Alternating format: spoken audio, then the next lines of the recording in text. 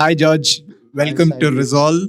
Uh, Pleasure to be here. I've been basically born and brought up in Bangalore. I did my schooling in Vidyaniketan, ICSE, and then basically I moved over to college. I did my Bachelor's of Commerce from Joseph's, and then I immediately started working. The eventual plan was to get a couple of years of experience and then probably join like my master's or further my education.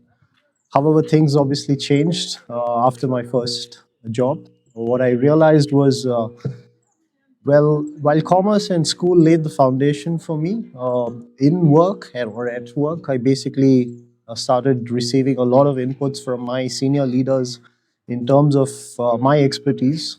So I basically started shaping myself in the insurance field.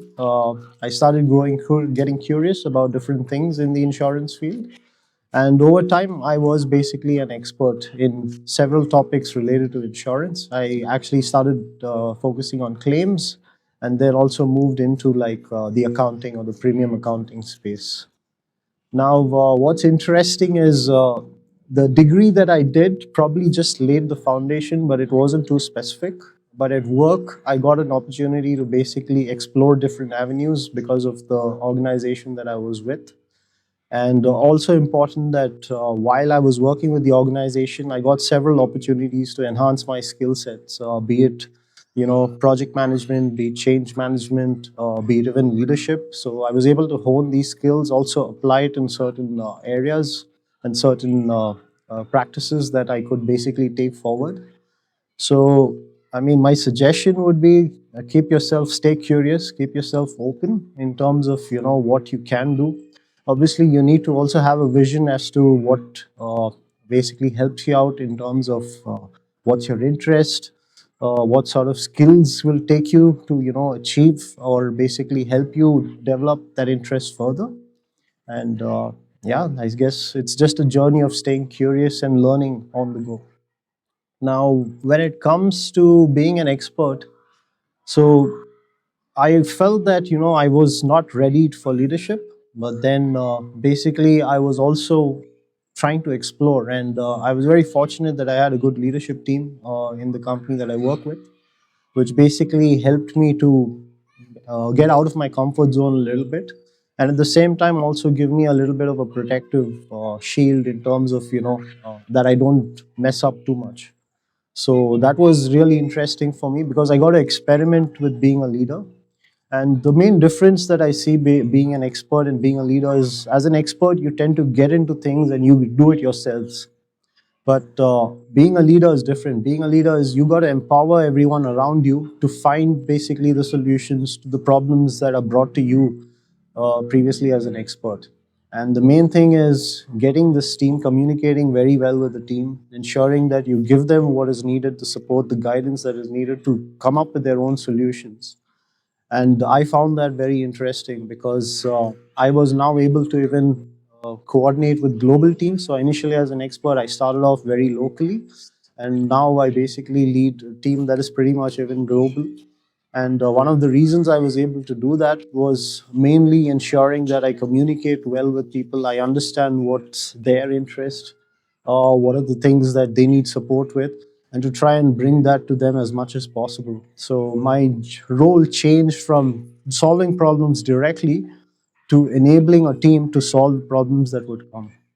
And that's a journey that I've really enjoyed and loved because of the fact that it I'm able to influence a larger part of the organization. And yeah, that's basically what I also recommend to be open. You don't have to always brand yourself as an expert or as a leader.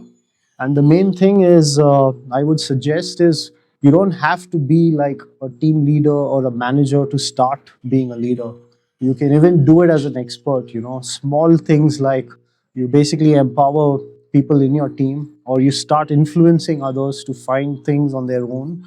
These are small steps that you can take towards becoming a leader in the future. So you don't need really the role or the title of a leader from the organization, but you need to start showing this sort of accountability, understanding the domain very well or the business very well. And it's not just understanding your field, but understanding it from an end to end perspective. and ensuring that you build a network with people within the organization, outside the organization, your peers, your friends, understanding what's happening in their industry, what's happening in yours, trying to connect the dots. And then that goes a long way in basically becoming far more strategic as a leader.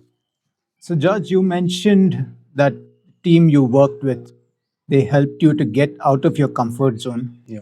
Could you help us understand this a little better? So when I started off, I was very good at what I was doing as an expert. And then basically, what I was given to do was I was tasked with finding someone who can do what I'm doing as a successor. That was the way they put it across to me. They did not directly tell me that, why they were doing it, but this was how my leadership team came to me and they said, well, George, you have all the knowledge. Now, can you develop someone who can take forward what you have learned and perform it at the same level? So when that came to me, that was when I had to get out of my comfort zone, because as an expert, things would come at my desk. I don't have to interact with a lot of people. I just have to get things done by my own, you know. But what changed was when I started finding people who can do stuff that I can do. I started branching out, networking with different teams or basically across the organization to try and find this set of people who can do what I am doing, you know, like seamlessly. And yeah, so that was where I had to get out of my comfort zone, because I no longer could just rely on myself. I had to reach out to different people. I had to be very patient with people in terms of, not everyone can just start doing things the way you're doing it immediately.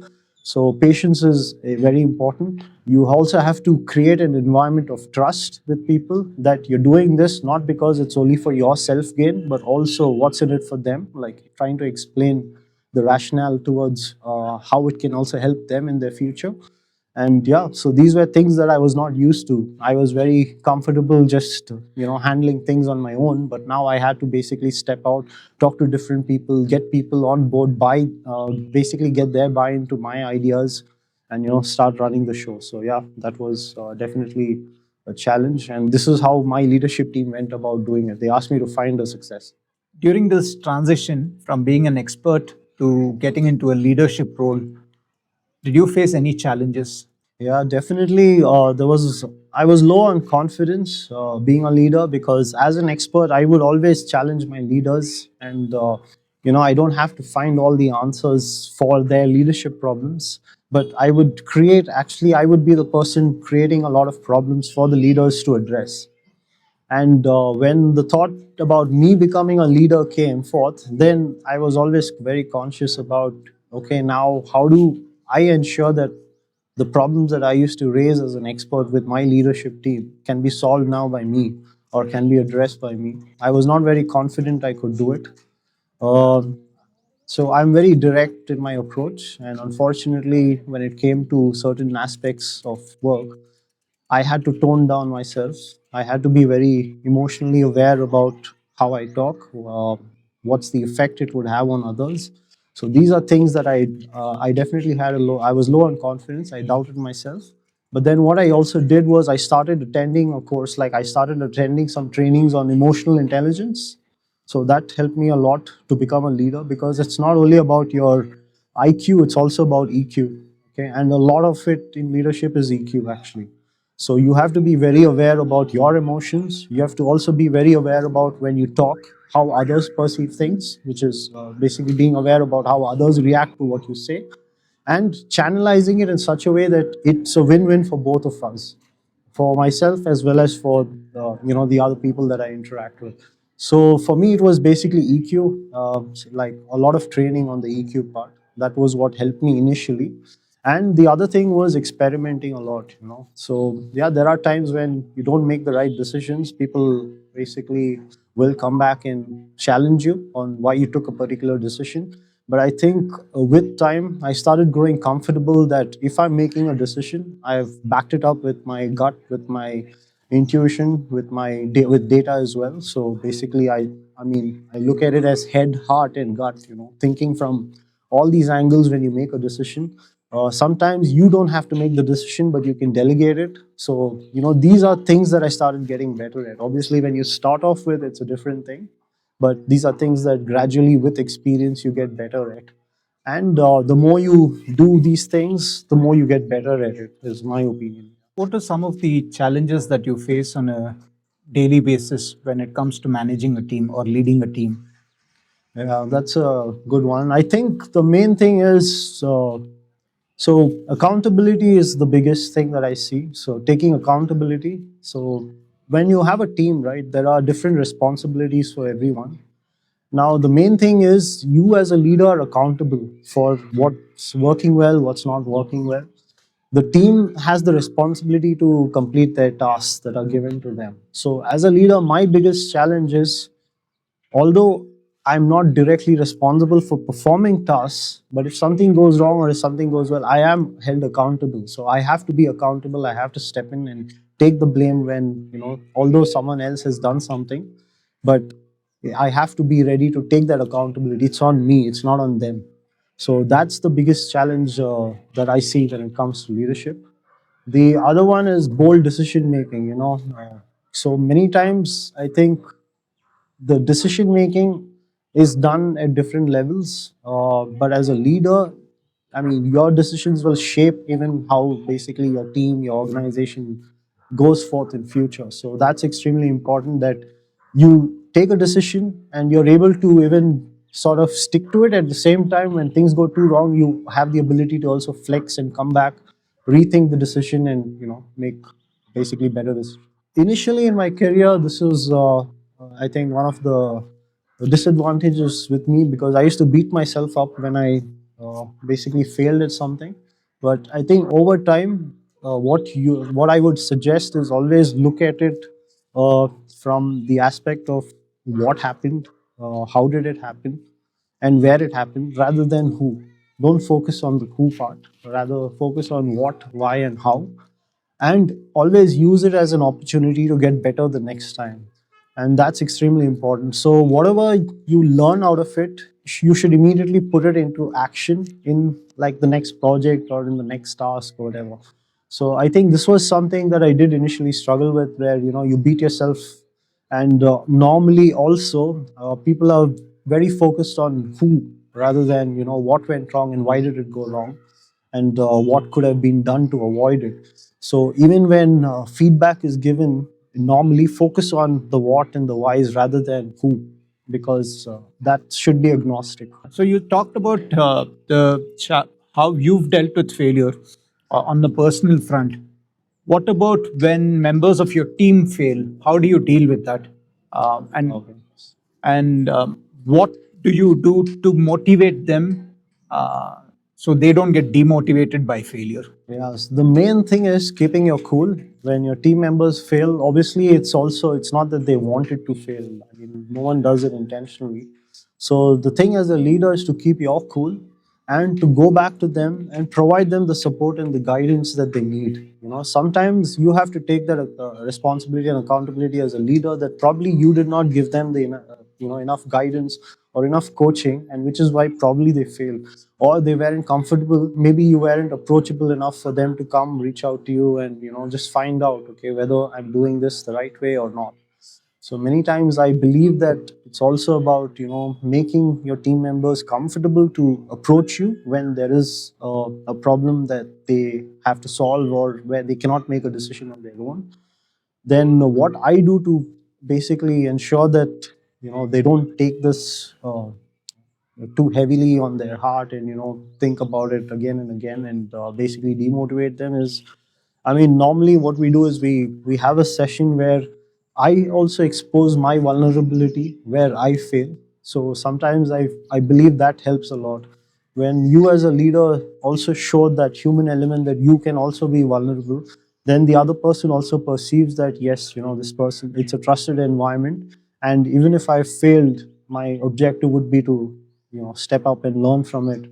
So I guess what I do is I expose myself, I show my vulnerability as well, and I give them the support and the guidance that this is not something that is going to penalize them, but use it as a step to learn and get better. So, and I also ensure that When I talk about the failures, I'm talking about it as what we can do next better. And again, like, I don't take the person's name saying that this person failed at this, but rather I say we failed at this because of, yeah, so and so reasons. When you do this, when you reveal or expose your vulnerabilities to your team, does that in return open doors to a freer relationship and a more open relationship with the team? Yeah, definitely. So many times as leaders, right? I've seen this in some of the old organizations where the leader sits in a big cabin, and people normally hesitate to approach the leader unless you're like a direct reporting under a direct reporting line. But I think what leaders need to do more today is actually get out of that room and start interacting with people on the floor, and by doing that, you build a lot of trust. And being vulnerable as a leader, in fact, increases trust in people because they see you ultimately as a person, as a human, and they can relate as well when things go well and things go wrong. What emotions are there at play, and how it's impacting you. They get to see that firsthand, and they can even offer you support and guidance as well. So you sometimes also need a lot of support from your team members as well. So I think it works both ways, and yes, it definitely creates a lot of trust and mainly engagement, because otherwise people will just keep silent and try to brush things under the carpet. How much influence have the managers you worked under had a part to play in you becoming a leader today? I mean, I think a lot. To be honest, without good leaders, you or even people under you, I mean, as such, that you work with, I mean, I wouldn't say people under me, but peers and colleagues, they have a lot of influence on your leadership style. And for me, always my leadership team was always very supportive of me trying out new things, giving me a safe environment. So even if I fail, right, it's not like they're going to say, hey, you failed, and no, I'm not going to give you this anymore, or I'm not going to, give you an opportunity anymore. And I think the fails safe environment is an important one when you're experimenting out, when you're starting out as a leader, because no one was going to be perfect. I mean, it's very tough to be perfect from the initial go. So it's very important that for me, my leadership team was always supporting me, backing me. So even when I made mistakes, like that impacts other teams and functions, they would take that accountability and say that I made a mistake and it's not George. Although underlying problem would have been me, but they wouldn't, highlight it that way. And that helped me a lot because there was a safe space within which I could experiment. And yes, they would also give me a lot of tips and guidance.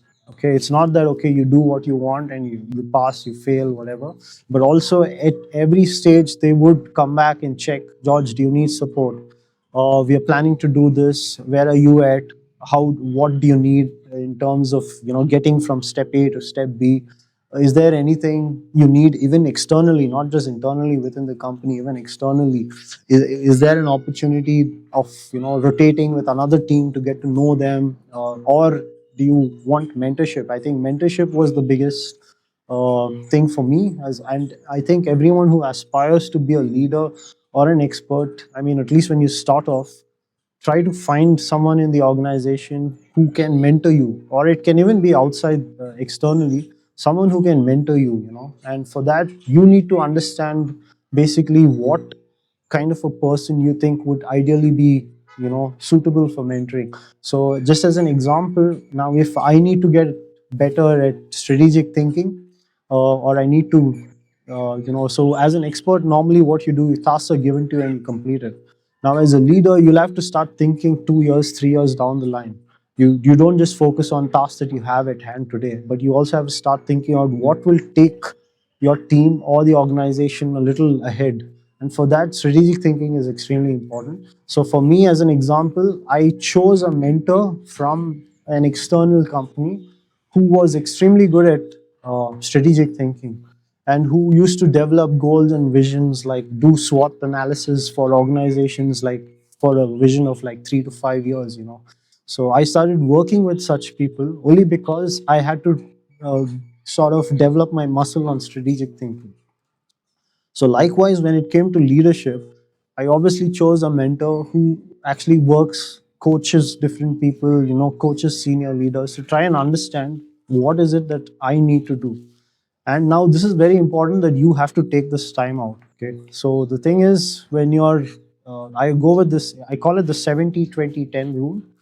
So basically you what you learn, right, 10% of what you, so you basically go through some sort of instruction or training. It's important that you come back on the job and apply. So most of your learning is through application. 70% of it is through application. The remaining 20%, I would say, is through networking. And networking just means reaching out to peers, reaching out to different teams, reaching out even outside the industry, like I said. So you also learn from these conversations. So the actual learning in the classroom or the actual training you get is only 10%. You learn a lot more by applying it and by network.